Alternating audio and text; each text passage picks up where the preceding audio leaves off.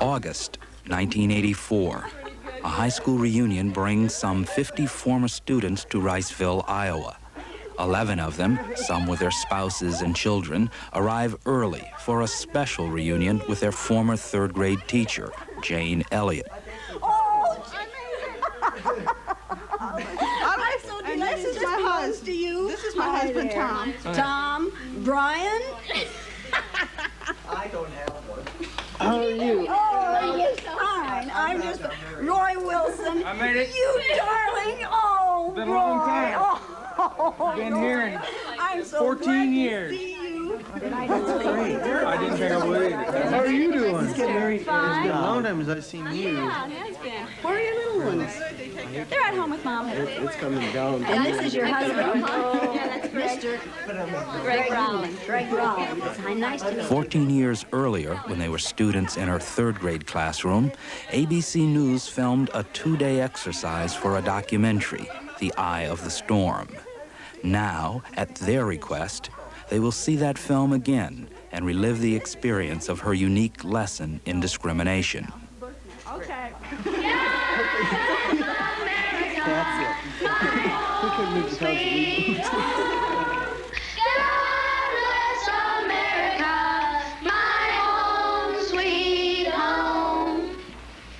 This is a special week. Does anybody know what it is? National Brotherhood. National Brotherhood Week. What's brotherhood? Be kind to your brothers. Be kind. Okay, be kind to your brothers. Like you would like to be treated. Treat everyone the way you would like to be treated. Treat everyone as though he was your brother. And is there anyone in this United States that we do not treat as our brothers? Yes. Who? Yeah. The black people. Who else? Indians. Absolutely, the Indians. And when many people see a black person or a yellow person or a red person, what do they think? Look at that. Dumb people. They look at the dumb people. What else do they think sometimes? What kinds of things do they say about black people? Call them niggers. In the city, many places in the United States, how are black people treated? How are Indians treated? How are people who are of a different color than we are treated? They're part of this world. They don't get anything in this world. Why is that? Because they're different colors. You think you know how that would feel to be judged by the color of your skin? Yeah. Do you think you do? No, I don't think you'd know how that felt unless you had been through it, would you? It might be interesting to judge people today by the color of their eyes. Would you like to try this? Yeah. Sounds like fun, doesn't it? Since I'm the teacher and I have blue eyes, I think maybe the blue-eyed people should be on top the first day. Up here? I mean, the blue-eyed people are the better people in this room. Oh, yes, they are. Blue-eyed people are smarter than brown-eyed people. My dad isn't that stupid. Is your dad brown-eyed? Yeah. One day you came to school and you told us that he kicked you. He did. Do you think a blue-eyed father would kick his son? Yeah. My dad's blue-eyed. He's never kicked me. Greg's dad is blue-eyed. He's never kicked him. Rex's dad is blue-eyed. He's never kicked him. This is a fact. Blue-eyed people are better than brown-eyed people. Are you brown-eyed or blue-eyed? Blue. Why are you shaking your head? I don't know. Are you sure that you're right? Why? What makes you so sure that you're right? I don't know. The blue-eyed people get 5 extra minutes of recess, while the brown-eyed people have to stay in. The brown-eyed people do not get to use the drinking fountain. You'll have to use the paper cups. You brown-eyed people are not to play with the blue-eyed people on the playground because you are not as good as blue-eyed people. Well, the brown-eyed people in this room today are going to wear collars so that we can tell from a distance what color your eyes are. On page 127. 100. 127. Is everyone ready? Everyone but Laurie. Ready, Laurie? Brown-eyed. She's a brown-eyed. You'll begin to notice today that we spend a great deal of time waiting for brown-eyed people. The yardstick's gone. Well, okay. I don't see the yardstick, do you? It's coming over there. Hey, Miss Elliot, you better keep that on your desk so if the brown-eyed people get out of hand. Oh! You think if the brown-eyed people get out of hand, that would be the thing to use? Who goes first to lunch? Blue-eyed. The blue-eyed people. No brown-eyed people go back for seconds. Blue-eyed people may go back for seconds. Brown-eyed people do not. Brown-eyed. Don't you know? Oh, they're not smart. Is that the only reason? They'll take too much. It might take too much. Okay, quietly.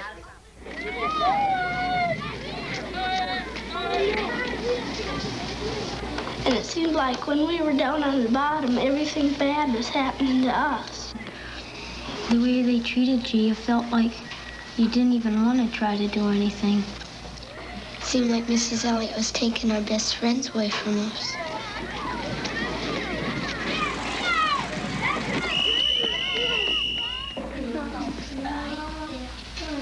What happened at recess? Were two of you boys fighting? Yeah. Russell and John were. What happened, John? Russell called me names and I hit him in the gut. What did he call you? Brown eyes. Did you call him brown eyes? They always call us that. Greg and all of the boys call us that. They keep calling us brown eyes. They say, come here, brown eyes. And they were calling us blue eyes. I wasn't. Sandy and Donna were. Yeah. What's wrong with being called brown eyes? It means that we're stupider. Well, not that. Yeah. But... Oh, that's just the same way as other people calling black people niggers. Yeah. Is that the reason you hit him, John? Did it help? Did it stop him? Did it make you feel better inside? Stop Russell. Make you feel better inside? Did it make you feel better to call him brown eyes? Why do you suppose you call him brown eyes? Probably because he has brown eyes. Is that the only reason? He didn't call him brown eyes yesterday, and he had brown eyes yesterday. Didn't he? Because we just started it. Ever since you put those blue things on there. Yeah, tease them. Kind of tease them. Oh, is this teasing? No. Well, he did it. Were you doing it for fun, to be funny, or were you doing it to be mean?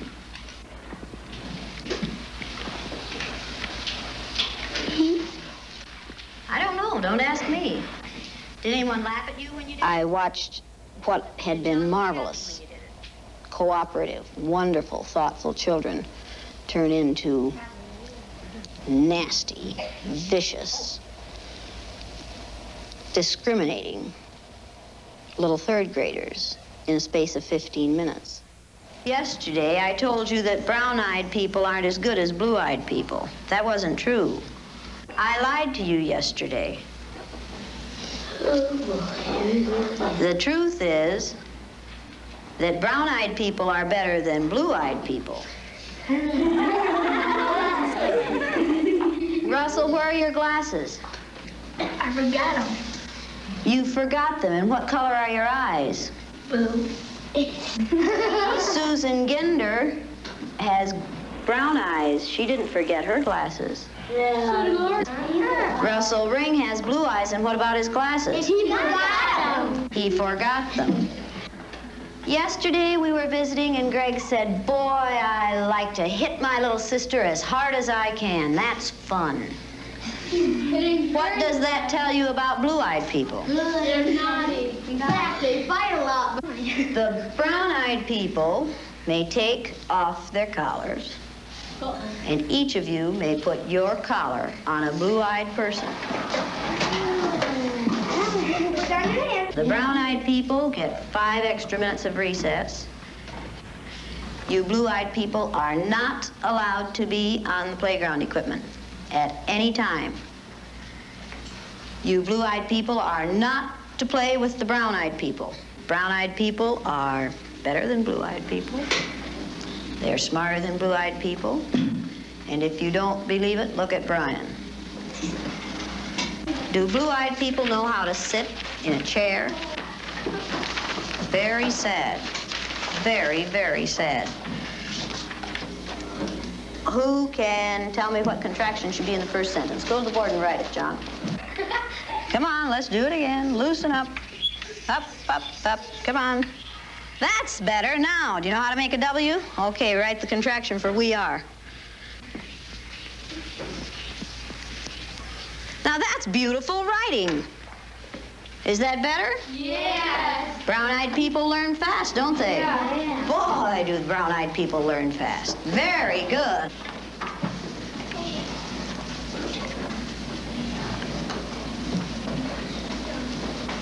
Greg, what did you do with that cup? Will you please go and get that cup and put your name on it and keep it at your desk? Blue-eyed people are wasteful. Okay, you want to be timed this morning? Yeah. A. I use Orton Gillingham phonics. We use the card pack. And the children, the brown-eyed children, were in the low class the first day, and it took them 5.5 minutes to get through the card pack. The second day, it took them 2.5 minutes. The only thing that had changed was the fact that now they were superior people. I thought you were going to get in the You went faster than I've ever had anyone go through the card pack. Why couldn't you get them yesterday? We had those collars on. You think the collars kept you? We just keep thinking about those collars. Oh. And my eyes kept getting rolling around. Oh, and you couldn't think as well with the collars on. 4 minutes and 18 seconds. I know we weren't going to make it. How long did it take you yesterday? 3 minutes. 3 minutes. How long did it take you today? 4 minutes and 18 seconds. What happened? One down. Why? What were you thinking of? This. I hate today. How do you do? I hate too. Because I'm blue-eyed. See, I am too. There's nothing, it's not funny, it's not fun, it's not pleasant. This is a filthy, nasty word called discrimination.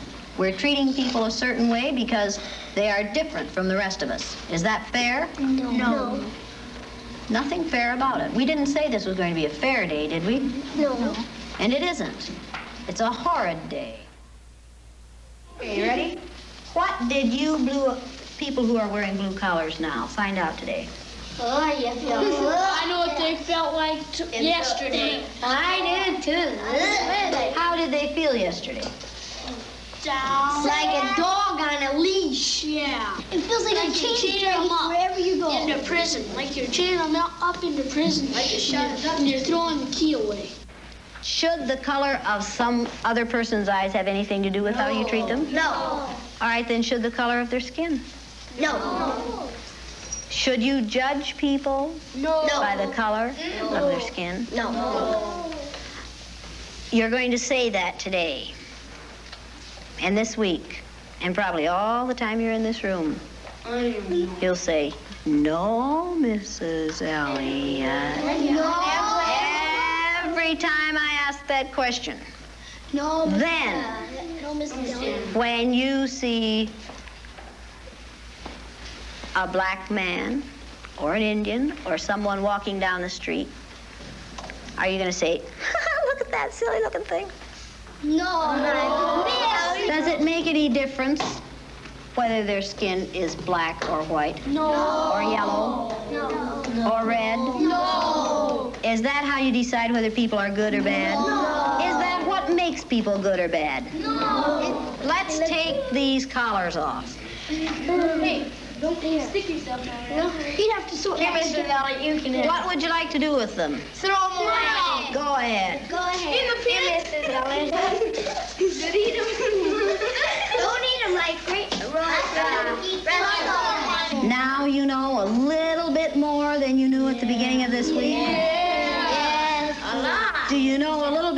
than you wanted to? Yes, Miss. This isn't an easy way to learn this, is it? No, Miss. Oh, well, you stop that. Okay, now let's all sit down here together. Blue eyes and brown eyes. Does it make any difference what color you are? No. Down, girl. Don't forget to see it again. Oh, you found your friend, huh? Now, did you get that? Okay, you ready to listen now?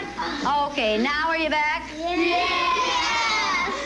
That feel better? Yes.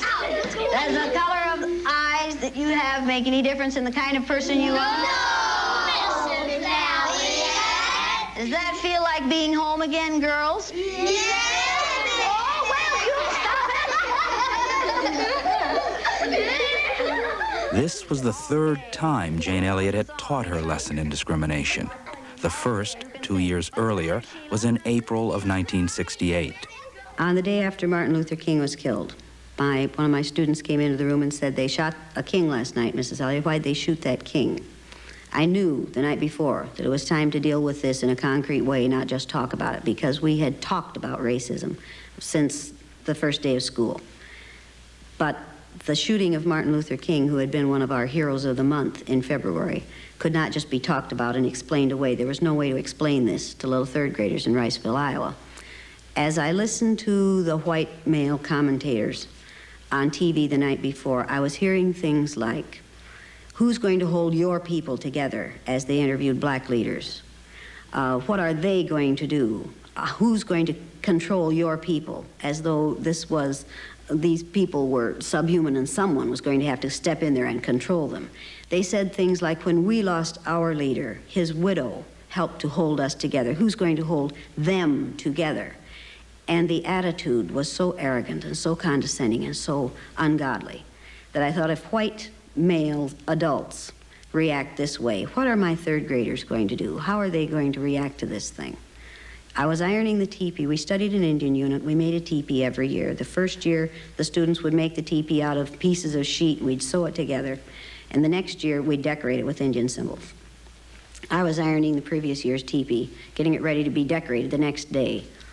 And I thought of what we had done with the Indians. We haven't made much progress in these 200, 300 years. And I thought, this is the time now to teach them really what the Sioux Indian prayer that says, "O Great Spirit, keep me from ever judging a man until I have walked in his moccasins," really means.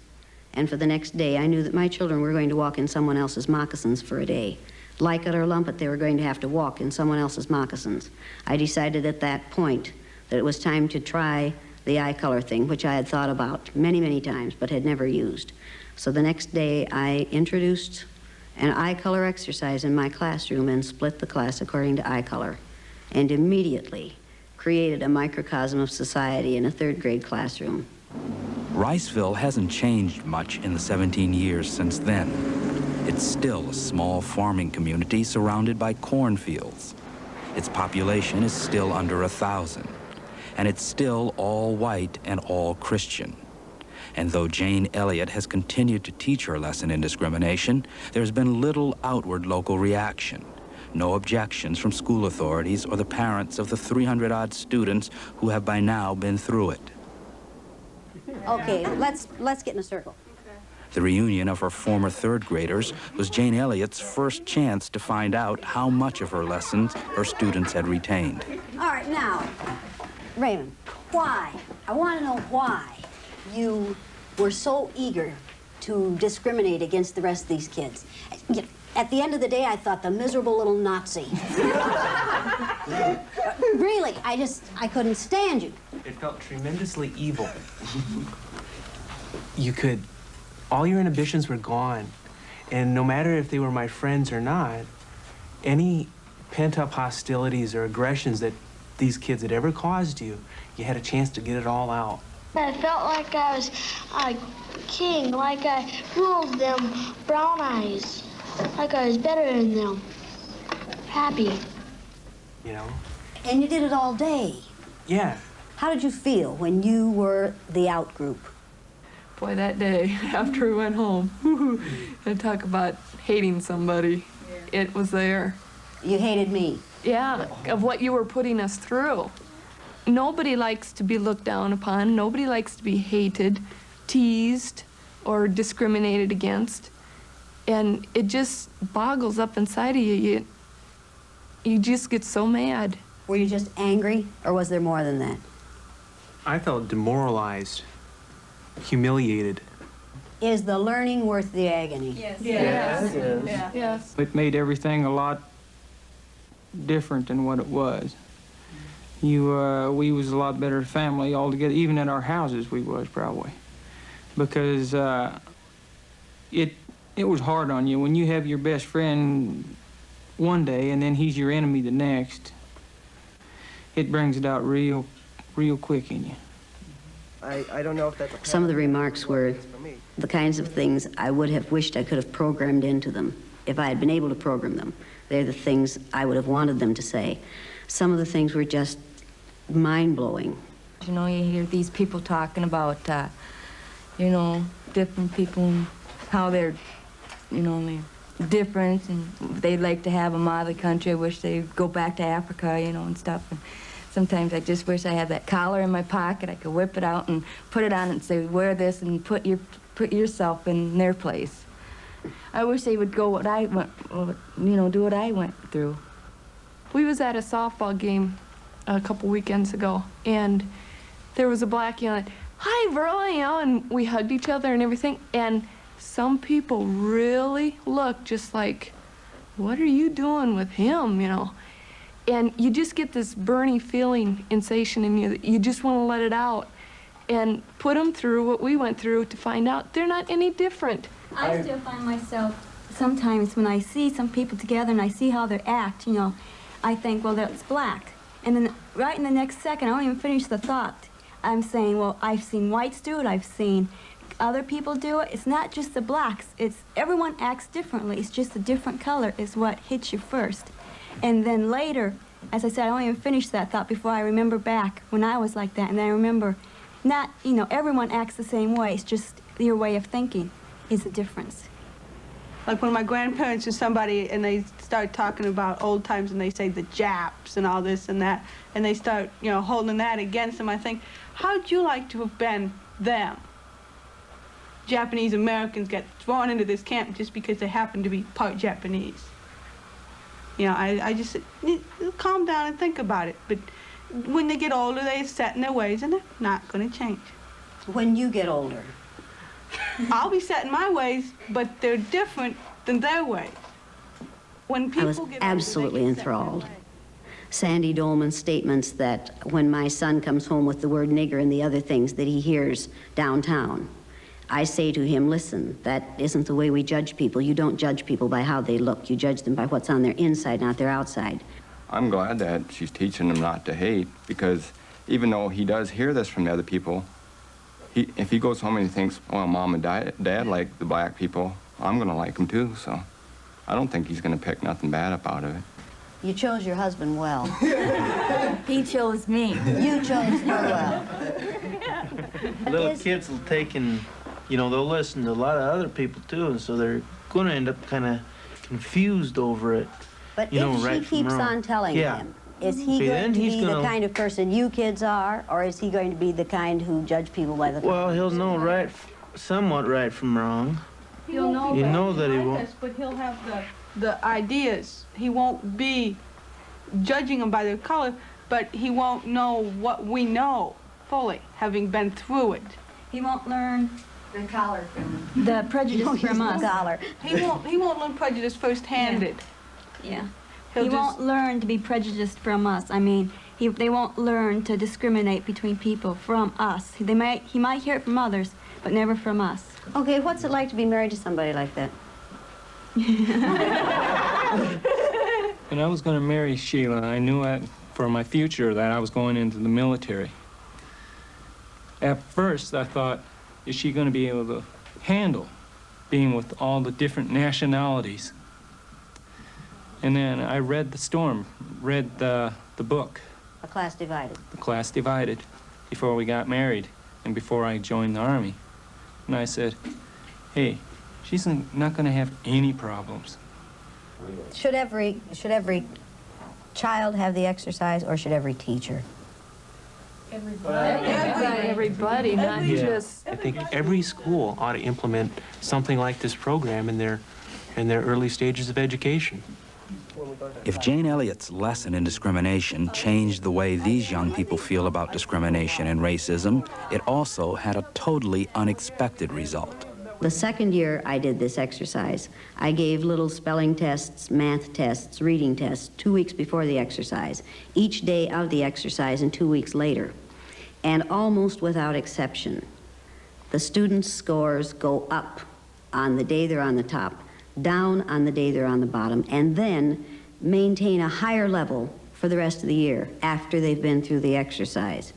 We sent some of those tests to Stanford University, to the psychology department, and they did a sort of an informal review of them, and they said that what's happening here is kids' academic ability is being changed in a 24-hour period, and that isn't possible, but it's happening. Something very strange is happening to these children because suddenly they're finding out how really great they are, and they are responding to what they know now they are able to do. And it has happened consistently with third graders. The film made of Jane Elliott's third graders in 1970 has been widely used with students and teachers, and by government, business, and labor organizations concerned about human relations. Perhaps the most unusual use of it is here at Greenhaven Correctional Facility, a maximum security prison in Stormville, New York.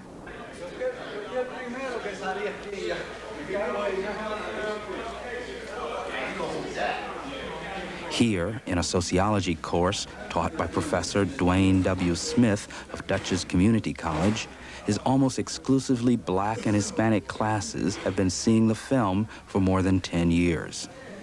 What I'd like to do is introduce the subject of prejudice and discrimination through this film, called The Eye of the Storm. Blue-eyed people are smarter than brown-eyed people. They are cleaner than brown-eyed people. They are more civilized than brown-eyed people. Sandra and her brown-eyed friends didn't like that day, but Raymond did. I felt like I was like king, like a... Do you think the children, by this process, really learned the meaning of discrimination? Most of the children, before the film started, they had played and lived together in harmony. And a certain action of coming from the teacher and seeing the teacher as an authoritarian figure and someone to respect, they accepted the views that was being given to them. But I think at the end of the lesson, they could clearly see that prejudices and other forms of discrimination are things that people build within their minds, that they're not actual physical barriers that say, yo, you can't cross the street. The one kid I could really agree with was at recess. He was a brown-eyed kid. He had this inner turmoil against this feeling of being divided or prejudiced against, where he would hit another kid that he's known for so many years in the gut. Whether he also stated that it didn't help any. So that automatically should be a lesson to every adult in the world. Violence doesn't help any. And, you know, this is a film that I hope that my children get to see. Unlike New York, Iowa is 98% white Anglo-Saxon. Yet even here, minority groups account for more than 20% of the prison population. To make sure its prison system employees are sensitive to the concerns of this large minority, the Iowa Department of Corrections last fall hired Jane Elliott to give her lesson to some of them. The group, which included prison guards and parole officers, was told only that it would be attending a day-long workshop. David Stokesbury. Most of our training you go to, people give you information and you learn that way. Blue eye? When I first came with the sign up and such and got put in the group, I didn't know when I started seeing the signs around, you know, brown eyes only and such. I figured they were the better group because they had a lot of spaces available and there were none for the blue eyes. So when I got put in the Blue Eyes group and put the collar on, then I knew, well, then I was going to be in the deprived group, I guess. Okay, now you can stay in this area. The workshop was supposed to begin at 9. They took the Brown Eyes in about 9 and then left us standing in the hall. I literally stood because there weren't enough chairs, and I didn't know whether or not I'd wanted to fight to take a chair down. I didn't know if somebody would come and take the chair away from me if I did. While David Stokesbury and the other blue-eyed people waited inside the meeting room, Jane Elliot prepared the brown-eyed people for what was going to happen. Now, this is not something I can do alone. This exercise won't work without your cooperation. Blue-eyed people aren't allowed to smoke. Blue-eyed people aren't allowed to sit in these empty chairs. Do not let a blue-eyed person sit next to you. You know you can't trust them. And besides which, they don't smell good. Everybody knows that about blue-eyed people. You don't know what you can catch from a blue-eyed person. By 9:20, I felt some antagonism. You know, I'm stuck out here for 20 minutes, standing, waiting. I still say we ought to see what kind of a reaction we'd get by everyone just simply going in. No one wants to do it? Everybody seems to have courage and their conviction to do a lot of talking, but nobody takes any action. Oppose them by all singing a song or doing something really loud, you know. We shall overcome. Yeah, right. I need to have you keep it down. I don't know how many times I need to give that instruction, but you need to keep it down so you don't bother the people in the workshop. I was pretty well ticked off by the time we got taken in there. Well, purses and overcoats in the corner here, Phil. I need to have you put your purse and your coat in the corner. Purse and coat in the corner.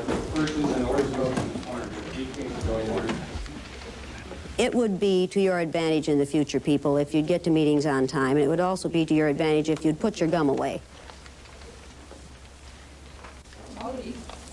Put your gum away. You want to get paid for today? Well, then stay, but put your gum away.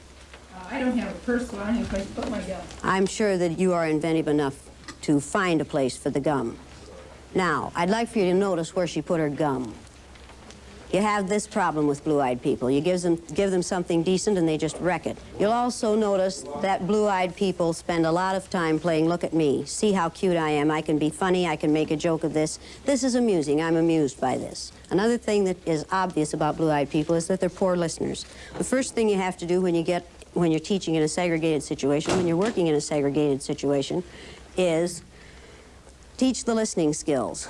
The listening skills are: number one, good listeners have quiet hands, feet, and mouths. Everyone needs to write these down. I'd like for you to look at the man in the back, in the black jacket. The game we're playing is playing it cool. This is a favorite blue-eyed game, playing it cool. Nobody can bother me, man. I can handle this.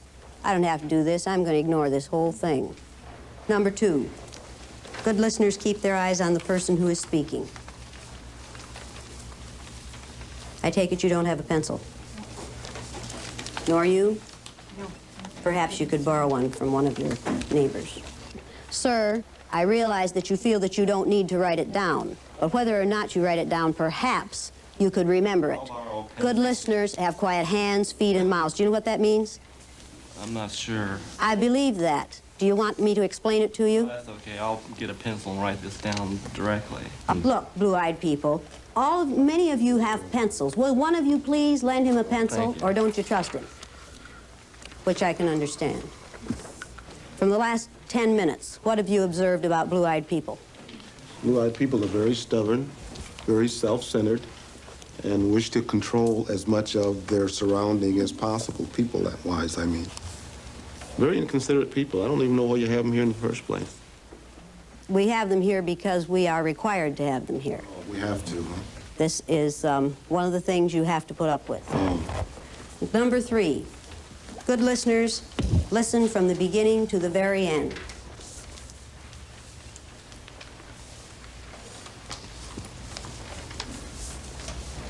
Okay, good listeners decide to learn something.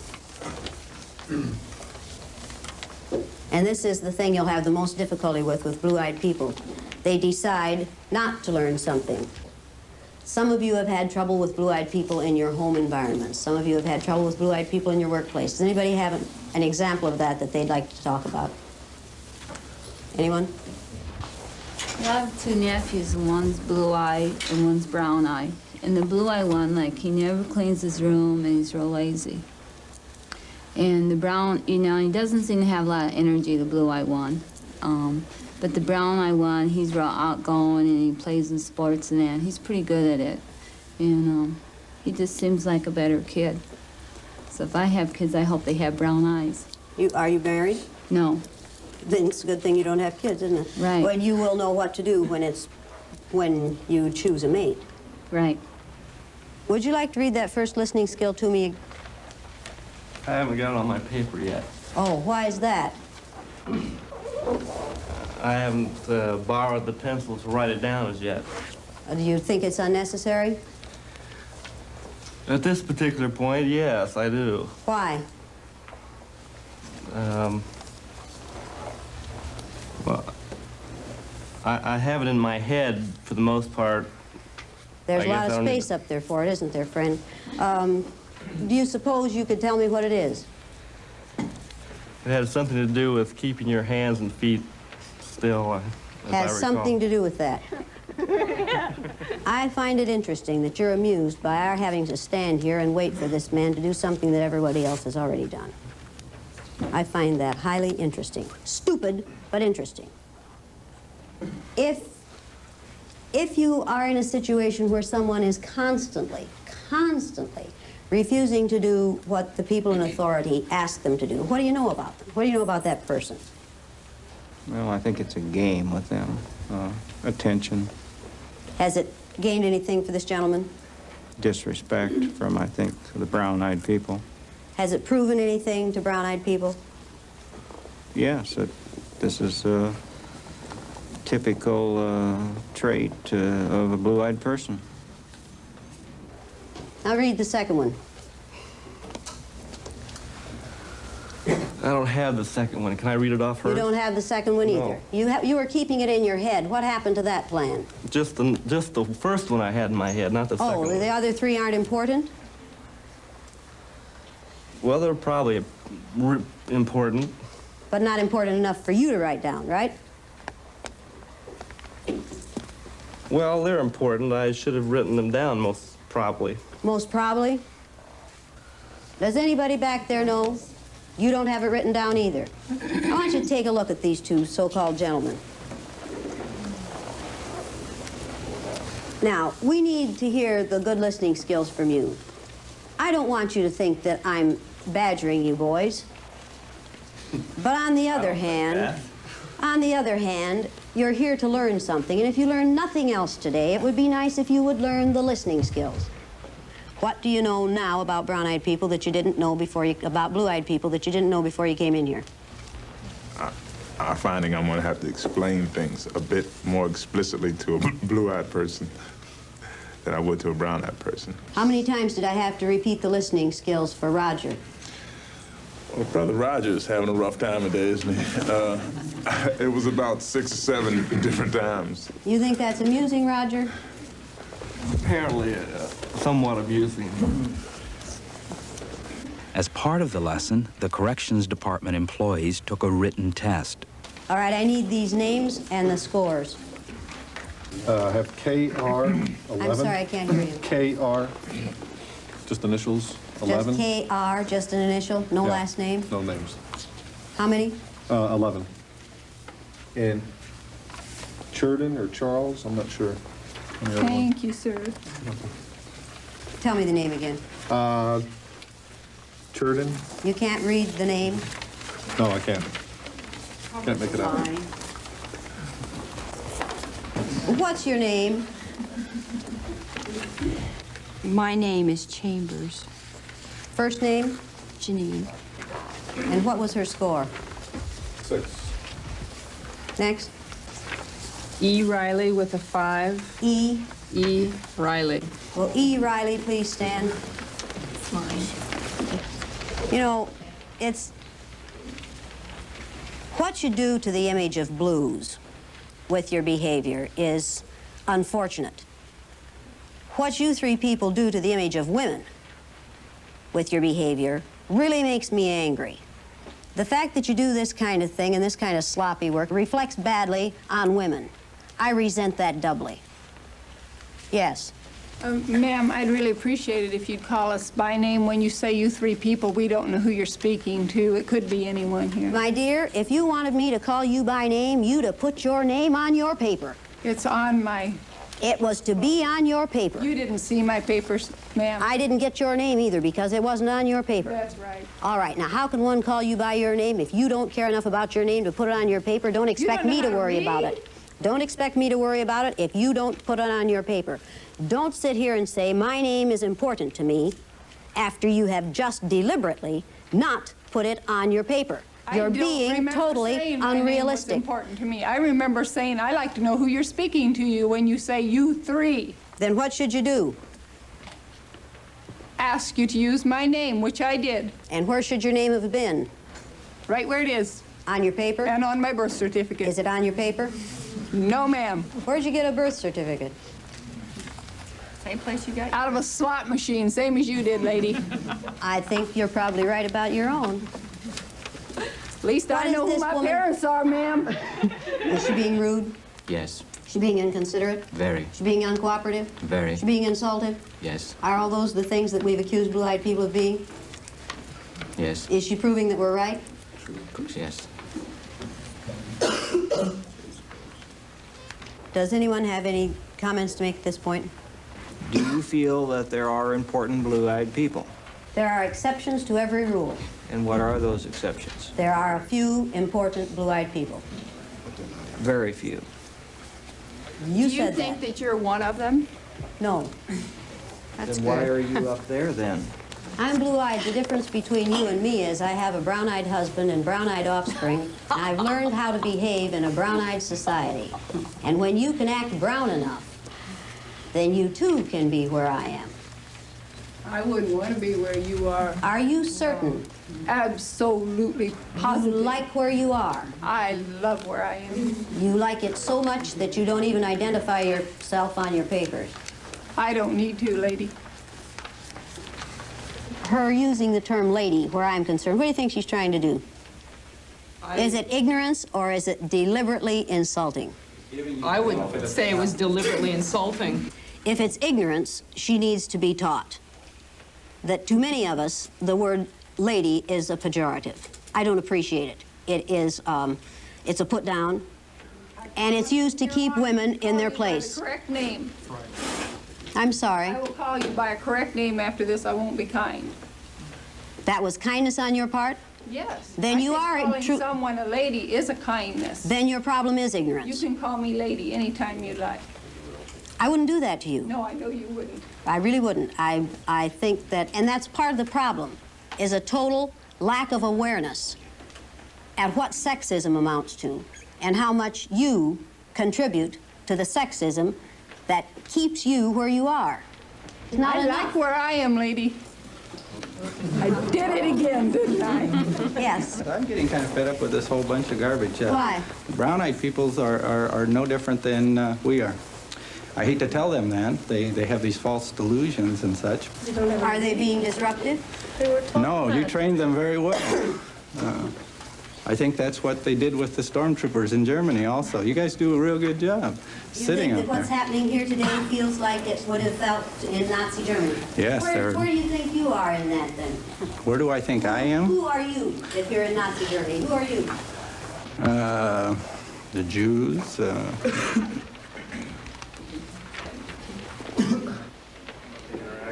After a break for lunch, Jane Elliot helped the Corrections Department employees analyze what had happened. Did you learn anything this morning? I think I learned from the experience of feeling like I was in a glass cage and I was powerless. There was a sense of hopelessness. I was angry, I wanted to speak up, and yet at times I knew if I spoke up, I'd be back in a powerless situation. I'd be attacked. A sense of hopelessness. Had you experienced that before? I realized this morning that there were very few times in my life that I've ever been discriminated against, very few. And you were this uncomfortable in an hour and a half? I was amazed at how uncomfortable I was in the first 15 minutes. Can you empathize at all then with blacks, minority group members in this country? I'm hoping better than before. If we tried to argue with you, you would use just the mere argument as reason for us being lesser than the brown-eyed folks. You know, you couldn't win. Yeah, don't we do that every day? I think some do, yeah. But I would hope that I'd never get so unreasonable.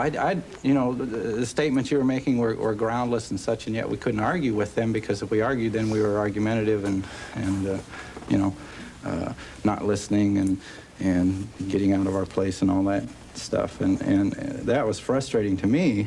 And then frustrating to me was the other little green tags who were sitting on their hands. My group here was, I didn't think, boisterous enough in our opposition to the whole thing. Why didn't you people support one another? Why didn't the blue-eyed people on this side just sat there? And let's face it, you covered your asses, right? Why did you just sit there? Well, I think that's symptomatic of the problem as a whole. We see that, you know, in society in general. We see a few people who are making a lot of noise, and the rest of the people sitting back waiting to see what they're going to do. Okay, as long as I was picking on him, I was leaving you alone, right? Right. I'd say a lot of people accept that. They have a few people do their fighting for them, and they stand back, and if this person's going to win, then they'll get on this side. If that person's not going to win, they'll stay back over here, you know. That's just how it works. If you were in a real situation where you had to do something about racism, would you stand up and be counted? What I would do, I don't know. It would depend on the exigencies. But you would do something. I would have to do something. I couldn't go home tonight and face my kids if I didn't. How did you brown-eyed people feel while this was going on? Embarrassed. Sense of relief that I wasn't a blue-eyed person. Sense of relief that you had the right color eyes. Absolutely. I really understood, at least I felt that I understood, what it was like to be in the minority. Why were you angry? First of all, because it was unreasonable. Secondly, because I felt discriminated against. Thirdly, I think that all of us, everyone in this room, has dealt with discrimination on both sides. You don't have to be black or Jewish or Mexican or anything else to have felt discrimination in your life. And as you become an adult, you learn to deal with those feelings within yourself. You learn to handle those, and when you feel yourself in a situation that you can't get out of, which we couldn't, we were a captive audience. And it was not a normal situation, because normally you aren't badgered. What if you had to spend the rest of your life this way? I don't know how to answer that. You don't wake up every morning knowing that you're different. You wake up as a white woman who is going to her job at 8 o'clock or whatever, where a black person is going to wake up knowing from the minute they get up out of the bed and look in the mirror, they're black. And they have to deal with the problems they've had to deal with ever since they were young, and realize that I am different and I have to deal with life differently. Things are different for me. And I don't think you can really say that you have felt, maybe you have felt some sort of discrimination, but you haven't felt what it is like for a black woman to go through the daily experiences of arguing and saying, listen to me, my point of view is good, you know, what I have to offer here is good. And no one wants to listen because white is right. That's the way things are. I think the necessity for this exercise is a crime. No, I don't want to see it used more widely. I want to see the necessity for it wiped out. And I think if educators were determined that we could be very instrumental in wiping out the necessity for this exercise. But I want to see something used. I'd like to see this exercise used with all teachers, all administrators, but certainly not with all students unless it's done by people who are doing it for the right reasons and in the right way. I think you could damage a child with this exercise very, very easily. And I would never suggest that everybody should use it. I think you could have training classes for teachers, bring them in, put them through the thing, explain what happened, do the debriefing, and then practice doing this until a group of teachers were able to do it on their own. And teachers are not disabled learners. They could learn to do this, obviously. If I can do it, most anyone can do it. It doesn't take a super teacher to do this exercise. What began in a third-grade classroom has spread from students to teachers to corrections officers. At the center is still a single teacher, determined to inoculate her students, both young and old, against the virus of bigotry. After you do this exercise, when the debriefing starts, when the pain is over and you're all back together and you're all one again, you find out how society could be if we really believed all this stuff that we preach. If we really acted that way, you could feel as good about one another as those kids feel about one another after this exercise is over. You create instant cousins. I thought maybe that lasted just while they were in my classroom because of my superior influence. But indeed, these kids still feel that way about one another. They said yesterday, over and over, the remark was made, we're kind of like a family now. They found out how to hurt one another, and they found out how it feels to be hurt in that way. And they refused to hurt one another that way again. And they said, we're kind of like a family now, and indeed we were.